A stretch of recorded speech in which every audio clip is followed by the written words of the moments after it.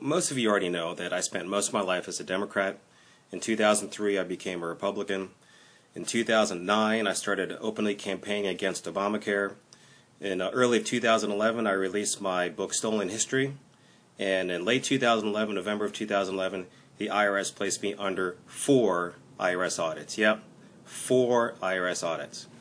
Shortly after that, they summoned all my bank records for all 4 tax years. And I just have to share with you a story about one of those tax years. I called up my auditor and I said to him, "Hey, what are you guys investigating?" And this is no joke. He says, verbatim, "I don't have that information in front of me." That's exactly what he said. So what the IRS does is they send out a report. The report only accounts for your income and the taxes paid. No deductions. You have to come in separately to prove all your deductions. The report comes out and says that the IRS owes me money. That's right. The IRS owes me money. Oh, it gets better. 3 days later, I get a second final assessment. And guess what happens? Oh yeah. Now I owe the IRS money. I go in there and I say, "Listen guys, this is an absolute joke. It's ridiculous.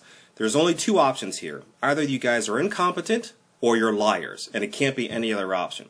So they looked at me and they said, "Hey, it's not a lot of money. Why don't you just pay it?" And I said, "Listen, the second that an American citizen decides to pay a debt that's not actually a debt that the IRS made up, that's when we're going to lose our country." And I walked out. They didn't like that, but hey, whatever. All right, so 3 weeks later, that tax year gets thrown out. The time frame between when the tax audit started and when it got thrown out, and all the man hours and all the productivity lost, took nearly 2 years. 2 years. And oh, by the way, the other 3 audits, yeah, I'm still going to tax court. To be honest with you, I'd rather be discriminated against for the color of my skin than for my conservative beliefs.